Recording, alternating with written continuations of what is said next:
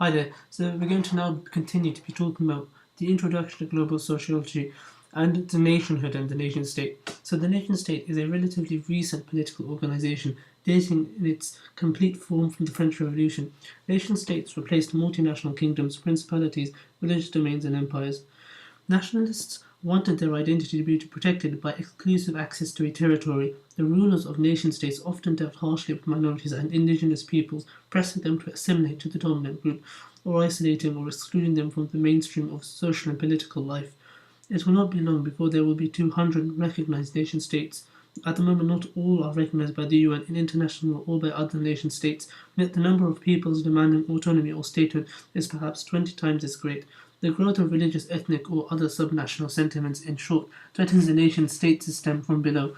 The increasing pace of globalization also threatens it from above. The changing role of the state in coping with these local and global pressures is considered soon, which also where we will be talking about the debate about the citizenship and power in chapter 5, hopefully. So, now we're going to be talking about global inequalities.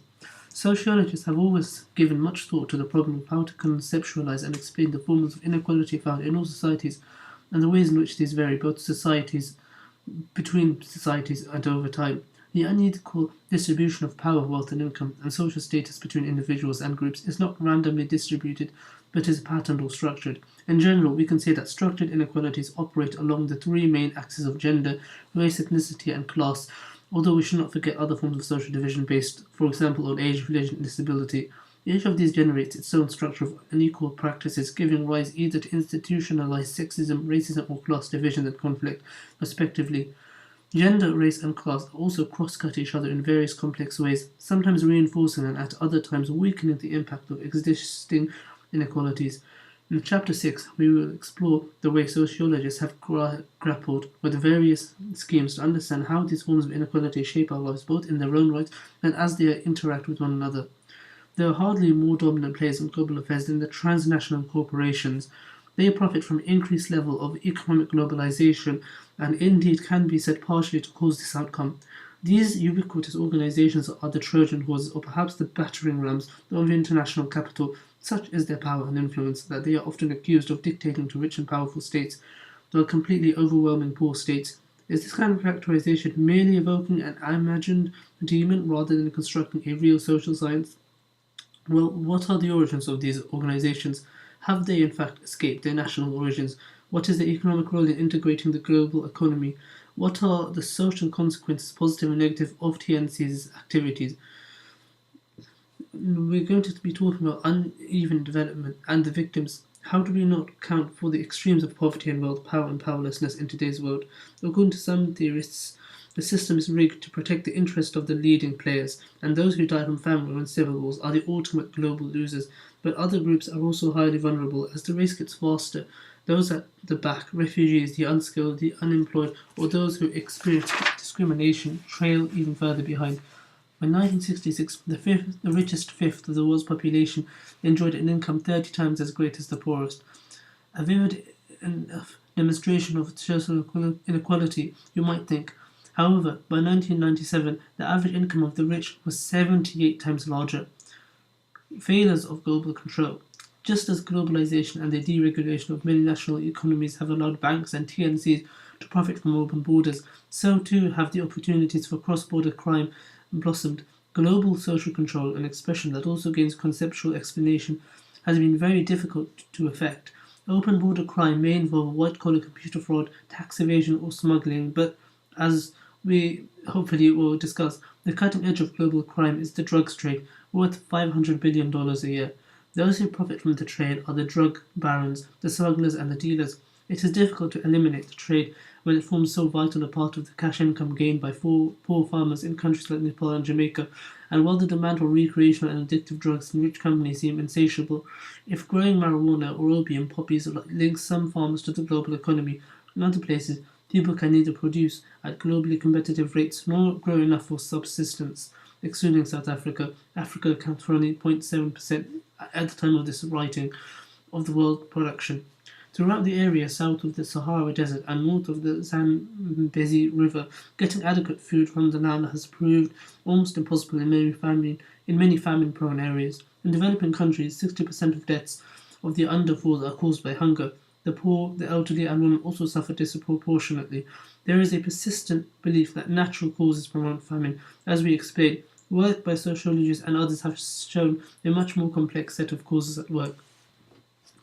Many of the contradictory effects of global changes have been manifested in the Asia Pacific, a region that seems to be a region that seems to have been on a roller coaster ride from an economic miracle to what some might turn into a meltdown. We chart, we chart the rise of the tiger and dragon economies, their very designations indicating their extraordinary economic success over the last 3 to 4 decades. We consider the complex mix of factors involved in this achievement: a favourable international environment, historical, social, and cultural factors, and the extra international environment, historical, social, and more. Although some doubt the extent of the long-term damage that will result, during 1997 a series of linked financial crises rocked the Asia-Pacific economies. Because they remained fiercely wedded to the goal of achieving very high growth year after year. They had become over-dependent on foreign capital, including inflows of speculative investments. As their currencies weakened, they had to call on the International Monetary Fund (IMF) to bail them out. The remedies prescribed, for example, the IMF demanded a rise of 70% in fuel prices in Indonesia, inflamed political dissent. By mid-May 1998, a social and political revolution was underway in Indonesia. Can the Asia-Pacific recommence its earlier trajectory? Certain social processes can no longer be understood by a state-centric approach. For example, population pressures, the flow of tourists, global communications, and development of new forms of urban and cultural life, creating unsettling experiences for people in all nations, states, and across national frontiers. To both popular opinion and concerned policymakers, population growth is one of the most critical problems facing the world. Under intense pressure, politicians have sanctioned or encouraged extreme measures to control population, but we need to distinguish evidence about population growth from prediction, projection, and prejudice. Surplus population is absorbed in the growing cities. It is absorbed at such a rate that in many of the developed countries, those who live in the countryside and depend on it for their livelihood are a small minority of the population. In Britain, about 3%. In other countries, particularly China and India, and to a lesser extent Nigeria, Brazil, and Mexico, a considerable proportion of the population still lives in rural areas. However, the urbanizing tendency is universal, and most migrants are absorbed in the cities of their own countries, usually with great difficulty. The very much smaller group of international migrants has nonetheless managed to inflame public sentiment in the advanced, industrialized countries. One of the ways which the boundaries between nations are becoming blurred is through the travellers, tourists, and leisure seekers who wish to gaze at all societies and potentially assimilate all of us into a global playground. Instead of missionaries, explorers, and anthropologists, tourists are now cutting their way into the diminishing protected spaces of previously isolated societies. Does the different impact of tourism have something to do with the character of the tourists themselves, or is the distinction between the mass and the alternative tourist too cut and dried? Many travellers act like cultural warriors for the rich, powerful states. Others are like the pilgrims of old, yet, like sex tourists, simply exploit weaker, poorer people. Tourists expose nearly everyone to a multicultural world where the boundaries between societies and between insiders and outsiders blur. In particular, international tourism compels both host and guest to rethink their own identities. As you can see in this picture, it represents this new modern idea of consuming culture, if I'm not wrong. Drink a cup of coffee or tea and you instantly connect to the global marketplace. The list of world goods that arrives in this way is formidable and grows all the time. World goods and products which in whole or part are grown, processed, manufactured, recorded, filmed, or staged in a multiplicity of local locations, often far from the place where we finally purchase and experience them. According to Firat in 1995, fortunate consumers in the late 20th century are ready to have Italian for lunch and Chinese for dinner, to wear Levi's 501 blue jeans for the outdoor party in the afternoon, and to try the Gucci suit at night. Firat explains that it is not simply the sheer range of available global products which is remarkable, but the fact that one can rent a Toyota, listen to Madonna and Sting tunes, enjoy a croissant for breakfast, and follow one's favourite soap opera on television, even in the remotest corners of the world. This shows that we have become targets to those who wish to sell us consumer goods, and hopefully, well, it's a question: is there an emerging global culture of consumption linked together by advertising, envy, and emulation? Girding the globe are lines of communication that snake along the seabed, stretch across the terrain, and bounce from satellites to Earth. As we look at the ubiquitous television screens, our sense of distance from other places and other societies suddenly shrinks into insignificance. We live in a famous phrase, in a global village. Who controls the media of channels of communications and for what purposes provide important sociological data? Hopefully, we will discuss how the acceptance of the telephone as a mass consumer good and the arrival of linked computer networks raise new possibilities for the sharing of information, for interactive communication, and for global democracy. The economic and social effects of enhanced global communication will also be considered. For much human history, life was rural. In the year 1800, 97% of the world's population lived in rural areas. In the year 2000, 254 cities each contained over 1 million people.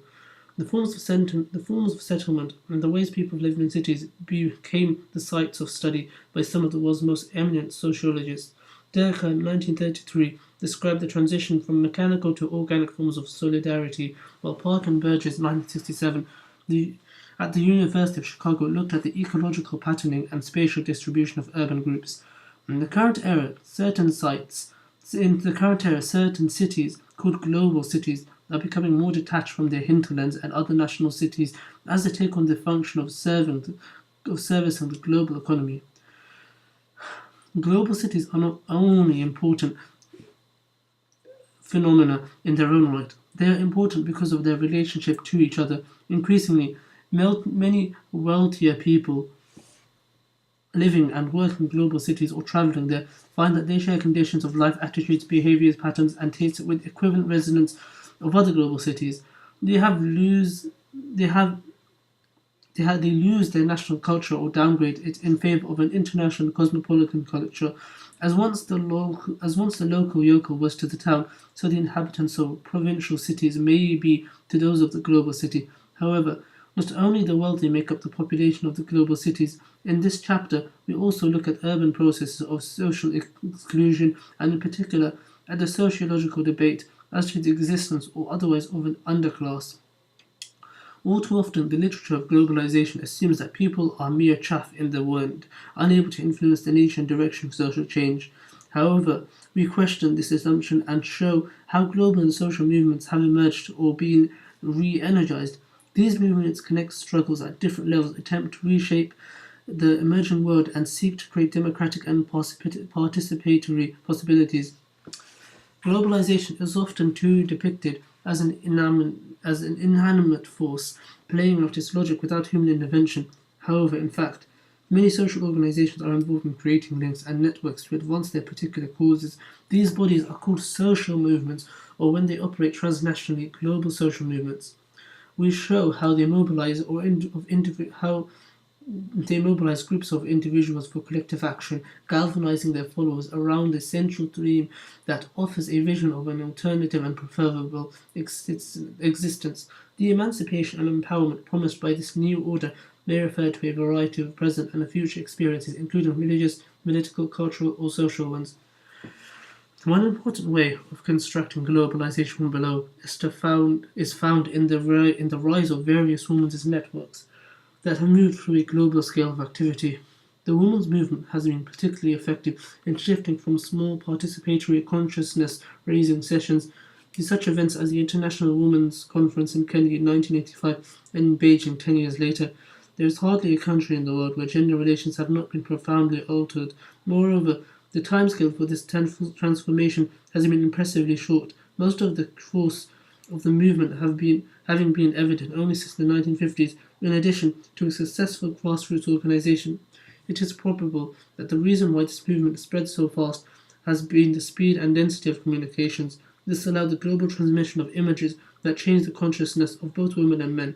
Seeing women in new roles such as police officers, pilots, astronauts, or doctors, seeing women standing up to men in popular soaps questioned conventional stereotypes and gender divisions of labor.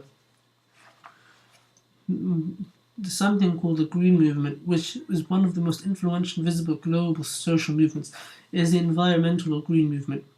The development of an environmental movement is a major reversal of the prevailing 19th century idea of unquestioned progress in civilization, perhaps best symbolized by a white man hacking his way through the Amazonian jungle to bring commerce and Christianity to the benighted natives.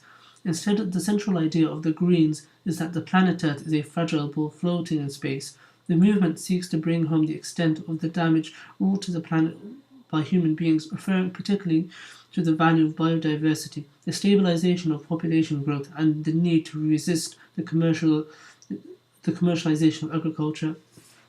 The creation of strong social bonds is one of the most powerful of human impulses, and as we have seen, an abiding concern for sociologists. Paradoxically, for some, the threat of globalization often reinforces family and kinship and other local attachments, ethnic sentiments, and religious beliefs. Premdas, 1996, claims that there are some 4,000 ethno-cultural groups worldwide, uneasily enclosed in 185 states. In the same year, 1996, there were 100 ongoing subnational conflicts, about 20 classified as high intensity in Rwanda, Burundi, and Bosnia. Distressing scenes of ethnic tolerance followed. In March 1999, the leaders of the North Atlantic Treaty Organization NATO ordered an intensive and controversial bombing campaign of Serbia in retaliation for Serbian military and police attacks on civilian population in Kosovo. The global age has thus produced an unexpected and even perverse outcome. Despite or perhaps because of the pressures to come together, fierce struggles have ensued to keep people apart. We call this tendency localism, to encompass movements based on religion, race, ethnicity, and subnational sentiments. By contrast, working with the grain of history are those states, groups, organizations, and individuals that recognize diversity and difference and seek to foster creative and positive bonds between people of different backgrounds. Some are creating ties between themselves that forge open the development of a transnational and cosmopolitan consciousness. The expression globaloni is an American slang word suggesting that those who talk about globalization are reciting parrot like a fashionable slogan without much content. These skeptics argue that trade was internationalized to a great degree even before the First World War, that the nation state is still a popular, effective, and viable political unit, and that regional bodies, for example the European Union, are more significant than many global bodies that exist in name but do not do very much. Other writers, usually on the left, do not so much dissent from the proposition that globalization and globalism are powerful forces in the contemporary world. Rather, they see such forces as wholly malign, like the ancient Greek prophet Cassandra. They warn that if their predications, they warn if their, if their, they warn that if their predications are unheeded, there will be dire consequences. They foresee trade wars, massive unemployment, destructive financial speculation, the collapse of the poor countries, and the gutting of certain cities in the rich countries by violence, crime, alcoholism, and drug abuse. Are these writers too gloomy? Is the emergence of a global society going to generate a benign or malign outcome? We explore this fundamental question, hopefully, in this book, if it's continued. To review this, what we have said so far, sociology is a well established but also rapidly evolving discipline. Classical sociologists such as Marx, Weber, and Durkheim undertook fundamental and important work in comparing different societies, although they never undertook systematic observations in other countries. Unfortunately, their pioneering work on international issues was displaced over the period 1914 to 45 when sociologists in Europe and the USA were preoccupied with the problems of their own societies.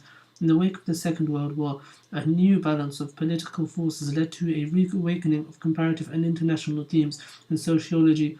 This was aided by new voices of sociologists from Asia, Africa, and Latin America, while to these voices were added the insights of sociologists from the countries where the discipline had been firmly established. Sociology has to adapt to the changing world, even as it seeks to explain it. Global changes demand that we extend our state-centric theories, define new research agendas, and develop an agreed comparative method. In short, the interdependence of the local, national, and global demands a global sociology. Yet, and even though this is an introductory idea, yet it is not only that, for it seeks for nonetheless There is a powerful conservatism in the introductory works on the discipline. Authors use examples from their own societies and work their way through the conventional categories of the family, community, industrial, and urban sociology, social institutions, demography, and sociologies of law, culture, health, religion, gender, deviance, race, and ethnicity, sport, and so on. Many of these subfields are important, and enduring a number of these subfields find an important place on our account too. However, following in the footsteps of a few innovative sociologists before us, we have sought always to move alongside and beyond a state centric analysis by sharing how some aspects of global social change impact and are influenced by the changes at local, national, or regional levels. Thank you for listening.